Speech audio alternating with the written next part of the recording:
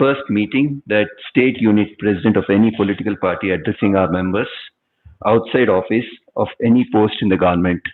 In fact, after I took over as president, we thought that we should get involved with all the political parties, because irrespective of who's ruling, all parties have one agenda of growth and development.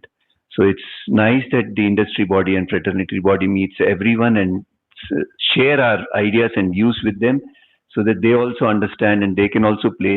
It is.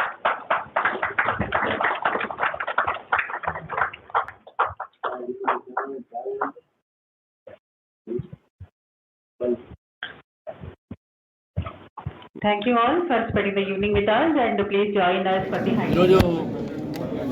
Federation of Telangana Chambers of Commerce లో MSME సందర్భంగా ఒక చర్చాగోష్ఠి నడిచింది.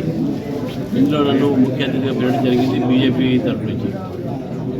నరేంద్ర మోదీ గారు ప్రభుత్వం వచ్చినప్పటి నుంచి MSME అంటే చిన్నతర అదేవిధంగా మధ్యమ పరిశ్రమలకు అన్ని రకాలుగా ప్రోత్సాహన ఉండాలి అనేటటువంటి ఆలోచన ఉన్నది. భారతదేశం ఈరోజు ప్రపంచంలో 4వ స్థానంలో ఈరోజు ఉన్నది. ఆర్థికంగా ఇంకా ముందుకు ముందు ఎదగాలంటే మన పారిశ్రామికలు ఎదగాలి, ఇండస్ట్రీస్ పెరగాలి. ఆ ఇండస్ట్రీస్ గ్రోత్ కోసము చిన్న ఇండస్ట్రీస్ కానీ, మీడియం ఇండస్ట్రీస్ కానీ, స్మాల్ ఇండస్ట్రీస్ కానీ వీటి కోసం ప్రభుత్వం అనేకమైనటువంటి పథకాలు తీసుకొచ్చింది, చట్టాల్లో మార్పులు తీసుకొచ్చింది. దీంట్లో స్టాండప్ ఇండియా అనే దీంట్లో మహిళలకు, దళితులకు FTCCI అనే organization, federation of Telangana chamber of commerce and industry, ఇవాళ మన ఎన్ రామచంద్రరావు గారితో ఈవెంట్ కండక్ట్ చేశారు. Interactive session. రామచంద్రరావు గారు రీసెంట్గానే ప్రెసిడెంట్గా సెలెక్ట్ అయ్యారు తెలంగాణ స్టేట్కి, బీజేపీకి. సో టాపిక్ ఏంటంటే road map for inclusive industrial growth in Telangana for MSME sector. MSME అంటే micro, small and medium enterprises.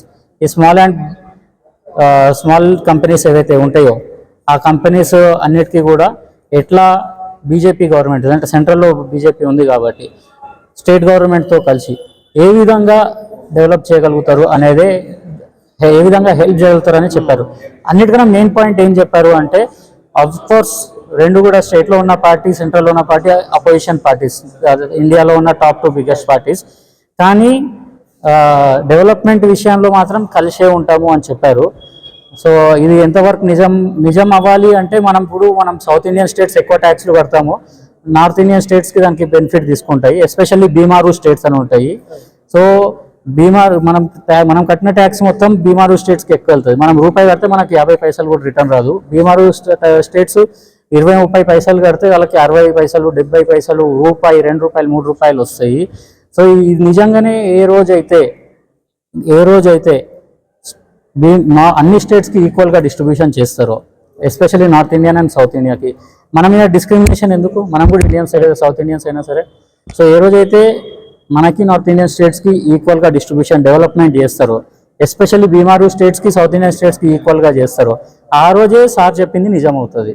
So ఆ రోజే తెలంగాణలో బీజేపీ రూలింగ్లోకి వస్తుంది. నేను ఏ పార్టీ వ్యక్తిని కాదు, ఏ పార్టీ కండవ